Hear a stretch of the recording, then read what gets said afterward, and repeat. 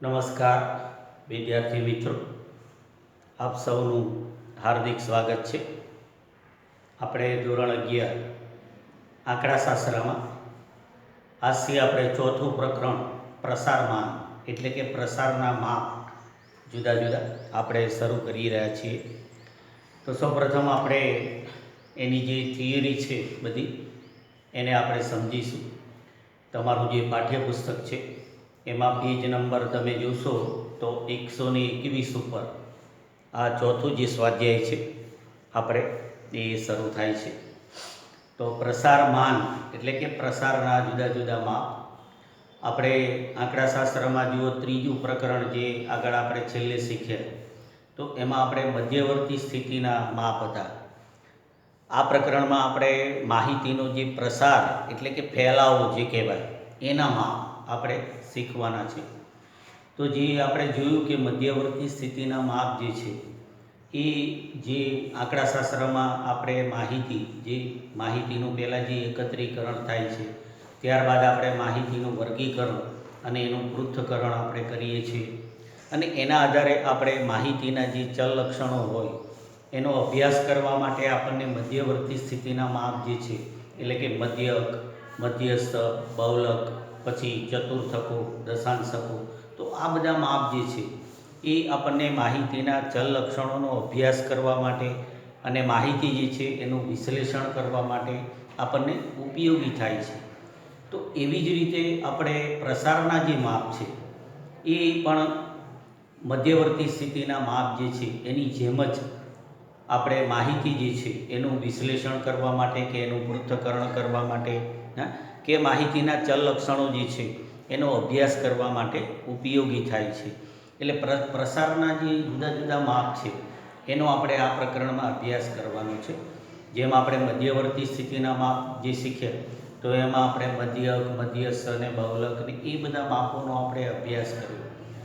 તો વિદ્યાર્થી મિત્રો, આ પ્રકરણ પણ આપણે એના જેવું જ છે. એટલે કે એનો હેતુ એ જ છે કે જે મધ્યવર્તી સ્થિતિના માપ જે છે એ માહિતીનું વિશ્લેષણ કે પૃથ્થકરણ કરવા માટે ઉપયોગી થાય છે આપણને, એવી જ રીતે પ્રસારના માપ જે છે એ પણ આપણને ઉપયોગી થાય છે.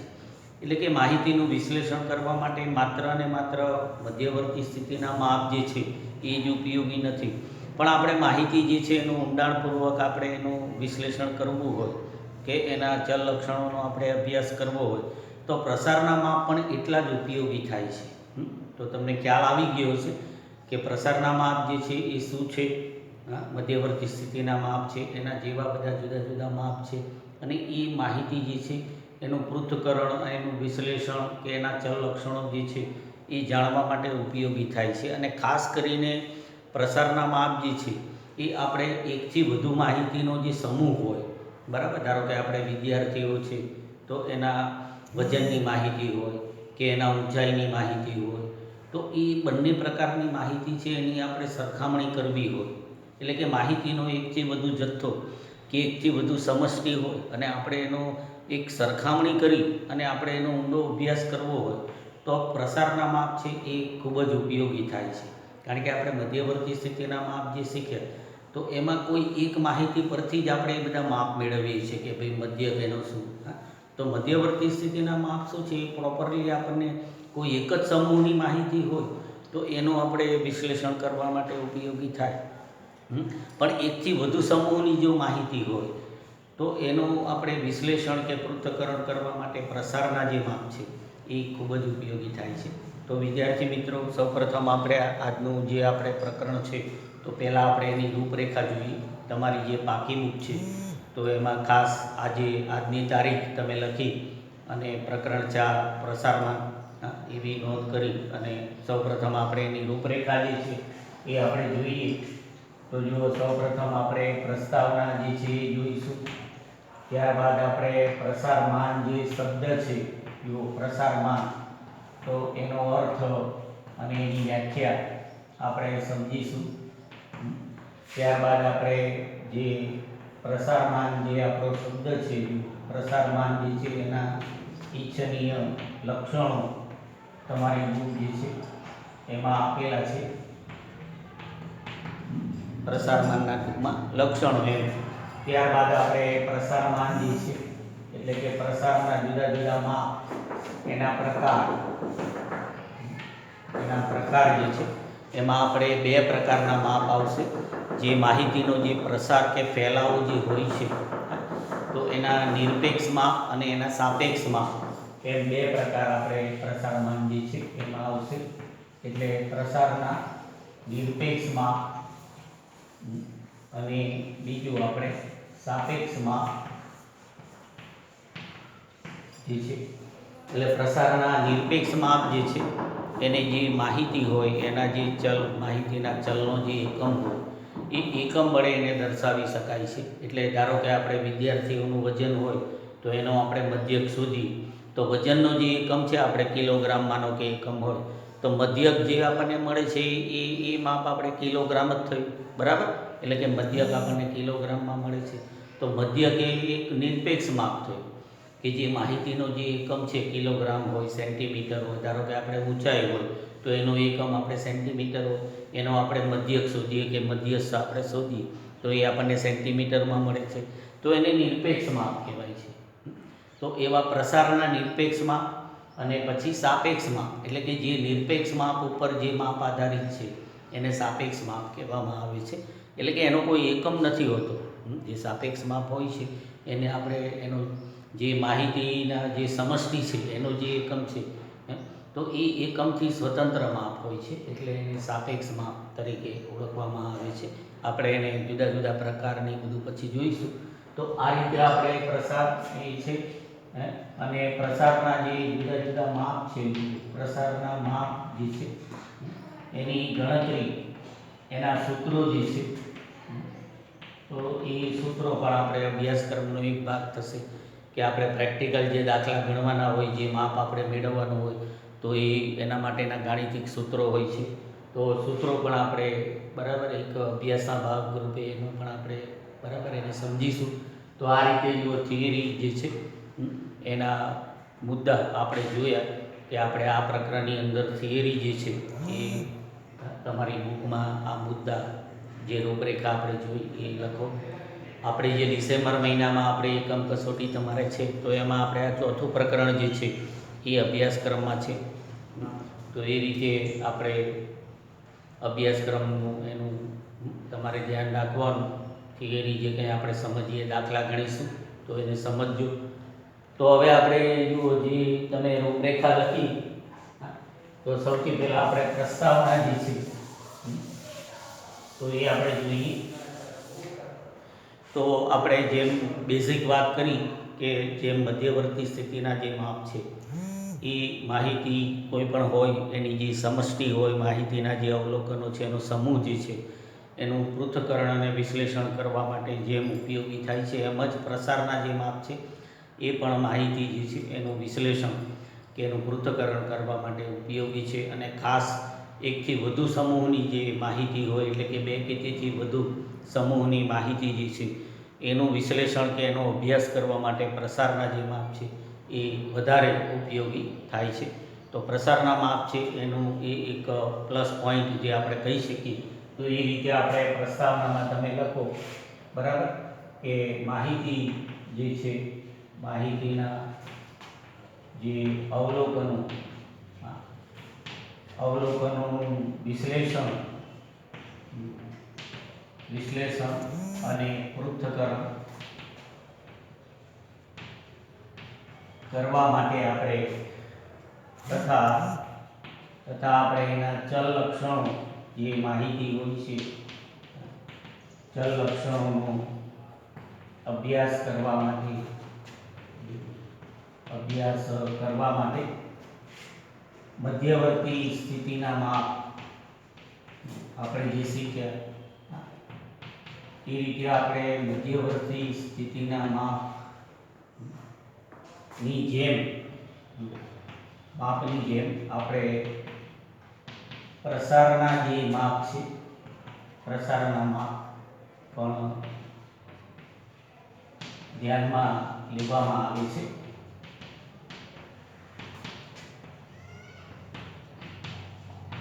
તો આ બેઝિક આપણે પ્રસારના જે માપ છે એનું એક પ્રાસ્તાવિક બાબત આપણે કહી શકીશું, બરાબર, કે જેમ મધ્યવર્તી સ્થિતિના માપનો આપણે ઉપયોગ કરીએ છીએ માહિતીનો ચલલક્ષણોનો અભ્યાસ કરવા માટે, એમ પ્રસારના જે માપ છે તો એ પણ ધ્યાનમાં લેવામાં આવે છે. એટલે એ પણ જરૂરી હોય છે. તમારું જે પાઠ્યપુસ્તક છે તો એમાં શરૂઆતમાં જે તમને બહુ લાંબી પ્રસ્તાવના આપી છે, તમે જોઈ શકશો, અને એમાં તમને ઉદાહરણ સાથે બધું સમજાવેલું છે, બધા ઉદાહરણ આપેલા છે. ખાસ તમે એને વાંચજો કે જેથી કરીને પ્રસારના જે માપ છે એ કઈ રીતે ઉપયોગી થાય છે. ધારો કે આપણે કોઈ એક સમષ્ટિ હોય તો એનો મધ્યક કે એનો મધ્યસ્થ કે એનો બહુલક, બરાબર, એ માહિતીનો અભ્યાસ કરવા માટે પૂરતું નથી હોતું, પણ માહિતીનો આપણે ઊંડાણથી જો અભ્યાસ કરવો હોય તો એના માટે પ્રસારના જે માપ છે, એટલે કે એનો જે માહિતીના અવલોકનોનો જે ફેલાવો જે છે એનો અભ્યાસ ખૂબ ઉપયોગી થાય છે, બરાબર. તો એ રીતે આપણે પ્રસારના માપ જે છે એ ધ્યાનમાં લેવામાં આવે છે. અને એકથી વધુ સમૂહ અથવા તો સમષ્ટિ, આપણે જે કહીએ એકથી વધુ સમૂહ કે સમષ્ટિ જે છે એની જે માહિતી હોય, એની માહિતીની સરખામણી આપણે કહીએ, તો એ સરખામણી કરવા માટે પ્રસારના જે માપ છે, પ્રસારના માપ ખૂબ જ ઉપયોગી થાય છે. તો આ પણ એક બાબત આપણે ખાસ ધ્યાનમાં રાખવાની કે કોઈ એક જ સમષ્ટિ હોય તો એ એક જ પ્રકારની જે માહિતી છે, એક જ ચલ લક્ષણ સાથે સંકળાયેલી માહિતી હોય, અને આપણે એનો અભ્યાસ આપણે કરવો હોય તો મધ્યવર્તી સ્થિતિના માપ આપણે એનો ઉપયોગ કરીએ છીએ બેઝિક માપ તરીકે, પણ સાથે સાથે પ્રસારના માપ પણ ઉપયોગી છે એટલા જ. અને ખાસ કરીને સ્પેશિયલ આપણે કહીએ તો 2 કે તેથી વધુ સમૂહની જે માહિતી હોય, જેમ હમણાં આપણે વાત કરી વિદ્યાર્થીઓનું વજન, ઊંચાઈ, તો 2 થી વધુ સમૂહની જો માહિતી હોય ને આપણે એની સરખામણી કરવી હોય, એટલે કે એના ચલ લક્ષણોની આપણે બરાબર સરખામણી કરતા હોય તો એના માટે પ્રસારના માપ જે છે એ ખૂબ જ ઉપયોગી થાય છે. એટલે પ્રસારનો જે કહેવાય માપ એ બેઝિકલી એ શું છે કે જે માહિતીના અવલોકનો હોય એમાં સરેરાશના જે માપ છે, એટલે કે મધ્યવર્તી સ્થિતિના માપ જે છે એ કેટલે અંશે ફેલાયેલા છે એનો જે અભ્યાસ કરવામાં આવે છે એને પ્રસારમાન તરીકે ઓળખવામાં આવે છે. આમ તો જો કે આપણે એનો અર્થ આપણે જોઈશું તો એ રીતે, એટલે પ્રસારમાન જે છે, પ્રસારમાનમાં માહિતીના જે અવલોકનો આપણે હોય, માહિતીના અવલોકનો જે છે એ બધા સરેરાશના જે માપો આપણે શીખ્યા, જે મધ્યવર્તી સ્થિતિના માપ, એટલે કે સરેરાશના જે બધા માપો હોય છે, મધ્યક, મધ્યસ્થ, બહુલક, આ બધા સરેરાશના માપો છે. તો પ્રસારમાનની અંદર માહિતીના અવલોકનો સરેરાશના માપોથી કેટલા અંશે ફેલાયેલા છે, કેટલા અંશે ફેલાયેલા છે તેનો અભ્યાસ જે છે એ થાય છે. એટલે ટૂંકમાં સરેરાશના માપોથી માહિતીના અવલોકનો છે એ કેટલે અંશે વિસ્તરેલા છે કે ફેલાયેલા છે, એટલે કે જો એનું ફેલાવાનું પ્રમાણ વધારે હોય તો એમાં એક પ્રકારનું ચલન ઊભું થાય છે, એટલે કે ચલિત થવું આપણે કહીએ ને, તો એ ચલન જે છે એનો અભ્યાસ અહીંયા કરવામાં આવે છે. એટલે પ્રસારમાન જે છે, પ્રસારના બધા માપ છે એને ચલનના માપ તરીકે પણ ઓળખવામાં આવે છે. એટલે એક પ્રસ્તાવનાના ભાગરૂપે આપણે જોયું અને તમે બરાબર સમજી શક્યા છો કે પ્રસારના જે માપ છે એ પણ મધ્યવર્તી સ્થિતિના માપ જે છે એની જેમ જ આપણને માહિતી જે છે એના ચલ લક્ષણો જે છે એનો અભ્યાસ કરવા માટે એ ખૂબ જ ઉપયોગી થાય છે. તો ટૂંકમાં આપણે જે પ્રસારમાન કે પ્રસારના જુદા જુદા માપ છે એ શું છે એ બાબત આપણે શબ્દો દ્વારા આપણે સમજ્યા એક પ્રસ્તાવનાના ભાગરૂપે. તો હવે આપણે આગળ એનો અર્થ અને એની વ્યાખ્યા જે છે તો એને આપણે સમજીશું. તો આગળ તમારી બુકમાં લખો જુઓ પ્રસારમાન જે છે એનો અર્થ જે છે આમ તો તમારું જે પાઠ્યપુસ્તક છે જુઓ એમાં 121 ઉપર જે શરૂ થાય છે આપણું પ્રકરણ, પછી 122 ને એ બધું થોડું તમને બધું સમજાવેલું છે, પણ 123 નંબરનું પેજ તમે જોશો તો છેલ્લે પ્રસારનો અર્થ જે છે, પ્રસારમાન જે છે એ તમને એનો અર્થ આપેલો છે. અને હમણાં આપણે પ્રસ્તાવનામાં જોયું એ પ્રમાણે જુઓ પ્રસારમાનનો અર્થ આપણે એ રીતે થશે કે માહિતી જે છે એના અવલોકનો જે છે એ સરેરાશના માપોથી કેટલા અંતરે કે કેટલા અંશે, સરેરાશના માપોથી એટલે જે મધ્યવર્તી સ્થિતિના આપણે બધા માપ હોય છે એનાથી કેટલી અંતરે ફેલાયેલા કે વિસ્તરેલા હોય છે તેના અભ્યાસની પ્રસારમાન એટલે કે પ્રસારમાન અથવા એને ચલન તરીકે પણ ઓળખવામાં આવે છે. ચલન તરીકે ઓળખવામાં આવે છે. તો આ આપણે પ્રસારમાન જે શબ્દ છે એનો બેઝિક અર્થ છે કે જે કોઈ પણ આપણને સમષ્ટિ હોય કે કોઈ પણ માહિતી હોય એના જે અવલોકનો હોય એ મધ્યવર્તી સ્થિતિના બધા જે માપ એટલે કે સરેરાશના જે બધા માપો એમાં આવેલા હોય છે. આપણે જોયું ને કે માહિતીના અવલોકનો હોય તો એનો મધ્યસ્થ બહુલક જે છે એ મધ્યમાં સ્થિત થયેલો હોય, પછી ચતુર્થકો, દશાંશકો બરાબર એ રીતે ફેલાયેલા હોય એ આપણે આગળના પ્રકરણમાં શીખ્યા છીએ. એનું સ્થાન ક્યાં હોવું જોઈએ, તો એ વસ્તુ છે અહીંયા. તો એ કેટલે અંશે વિસ્તરેલા હોય છે અને એના અભ્યાસને એક પ્રસારમાન તરીકે ઓળખવામાં આવે છે. તો એ રીતે આપણે એને જોયું કે પ્રસારમાન અથવા એને ચલન તરીકે ઓળખવામાં આવે છે. એટલે જુઓ પ્રસારના જુદા જુદા માપ મેળવવાની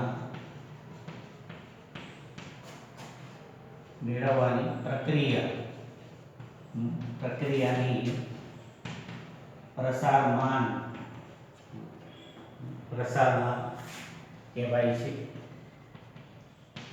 તો બેઝિકલી જે માહિતીના અવલોકનો છે એના સરેરાશના માપોથી કેટલી અંશે ફેલાયેલા છે કે વિસ્તરેલા છે, તો એને બેઝિક રીતે આપણે શું કહીશું, એનો પ્રસાર કહીશું. પ્રસાર એટલે કે ફેલાવ, બરાબર. એટલે એ પ્રસાર જે છે એનો આપણે અભ્યાસ કરી અને એના જુદા જુદા માપ આપણે મેળવીએ એટલે એને પ્રસારમાન તરીકે એને ઓળખવામાં આવે છે. અથવા તો ચલન તરીકે કે ભાઈ માહિતીના અવલોકનો છે એમાં ચલનનું પ્રમાણ કેટલું છે, તો એ જાણવા માટે પ્રસારના જુદા જુદા જે માપ છે એ મેળવવામાં આવે છે. તો પ્રસારના જુદા જુદા માપ મેળવવાની પ્રક્રિયાને જુઓ પ્રસારમાન તરીકે ઓળખવામાં આવે છે, બરાબર. પછી આપણે એનો અર્થ લખ્યો, પછી એની વ્યાખ્યા જે છે એ તમારા પાઠ્યપુસ્તકમાં તમે જોશો તો સ્પીગલ નામનો જે આંકડાશાસ્ત્રી છે, બરાબર, એની વ્યાખ્યા આપેલી છે. તમારું જે પાઠ્યપુસ્તક છે એમાં તમારે પેજ નંબર લગભગ 123 ઉપર એની વ્યાખ્યા આપી છે સ્પીગલની, જેનો અર્થ છે એની નીચે તમે જોશો તો એ આવી જ રીતે તમને એ વ્યાખ્યા આપેલી છે કે જે માહિતી છે એના જે અવલોકનો હોય એ સરેરાશના માપોથી કેટલે અંશે ફેલાયેલા કે વિસ્તરેલા હોય છે, તો એને પ્રસારમાન કે ચલન તરીકે ઓળખવામાં આવે છે. તો એ વ્યાખ્યા તમારા જે પાઠ્યપુસ્તકમાં છે તો એમાંથી તમે લખી લીધું વ્યાખ્યા. અને પછી તમે આગળ જોશો તો જે પ્રસારમાન છે, જુઓ પ્રસારમાન એના ઈચ્છનીય લક્ષણો તમને આપેલા છે. ઈચ્છનીય લક્ષણો તો એ પણ તમારી બુકમાં પેજ નંબર 124 ઉપર કે એની ઉપર આપેલા હશે. લક્ષણો એના, જેમ આપણે મધ્યવર્તી સ્થિતિના માપ છે એના લક્ષણો આપણે લખ્યા હતા કે એની ગણતરી જે છે સહેલી અને સરળ હોવી જોઈએ. હા, પછી એની ગણતરી જ્યારે આપણે કરી ત્યારે માહિતીના બધા અવલોકનો જે છે એ આપણે ધ્યાનમાં લેવા જોઈએ. આવા બધા એના જુદા જુદા જે લક્ષણો છે. હા, એટલે કે પછી પ્રસારનું આપણે દરેક માપ હોય એની વ્યાખ્યા સરળ અને સ્પષ્ટ હોવી જોઈએ. એવા બધા લક્ષણો આપણે મધ્યવર્તી સ્થિતિના માપ છે એમાં પણ લખ્યા હતા, અને એ જ રીતે લક્ષણો જે છે આમાં પણ આપેલા છે તમારી બુકમાં. તો એ ટૂંકમાં જે લક્ષણો એક એક વાક્યમાં આપેલા છે અને ચોક્કસ તમે તમારી પાકી બુકમાં એને સમજી અને લખી નાખજો. બધા લક્ષણો તમે વાંચશો તો વાંચીને સમજાઈ જાય એવા છે, કારણ કે આપણે કોઈ પણ માહિતી પરથી જ્યારે આપણે કોઈ પણ આંકડાશાસ્ત્રીય જ્યારે આપણે માપ મેળવીએ ત્યારે અમુક બાબતોનું આપણે ધ્યાન રાખવું પડે. તો એ બધી બાબતો એમાં બતાવેલી છે કે આપણે એનું પ્રસારનું કોઈ પણ માપ મેળવીએ તો માહિતીના સૌથી મોટા કે સૌથી નાના અવલોકનો જે છે એની અસર એના ઉપર ઓછી થવી જોઈએ. એ બધા લક્ષણો જે છે એ એમાં બતાવેલા છે. તો એ લક્ષણો ખાસ તમે તમારી પાકી બુક છે એમાંથી ખાસ લખી નાખજો. હા, પછી આગળનો જે પ્રસારના બધા માપ છે અને એના જુદા જુદા જે પ્રકાર છે એનો આપણે થિયરિકલી અભ્યાસ જે છે એ આપણે ફરી મળીએ ત્યારે આપણે દરેક માપ જે છે એને સમજીશું આપણે એના વિશે, અને એના સૂત્રોની પણ આપણે આગળ વાત કરીશું. પણ આજે આપણે એક પ્રસ્તાવના, પછી પ્રસારમાન જે છે એનો અર્થ, અને પછી એની વ્યાખ્યા અને એના લક્ષણોનો અભ્યાસ આજે આપણે કર્યો છે અને સમજ્યા છીએ. તો બંને વસ્તુ, વ્યાખ્યા અને લક્ષણો, ખાસ તમારી પાકી નોટ જે તમારી બુક છે એમાં ચોપડીને આધારે તમારું જે પાઠ્યપુસ્તક છે એના આધારે એને સમજી અને લખી નાખજો, અને અભ્યાસ જે છે એ કરતા રહેજો. સમયનો સદુપયોગ કરી અને બીજા વિષયો જે છે એને પણ વાંચતા રહેજો. અસ્તુ, આભાર, ધન્યવાદ અને વંદે માતરમ.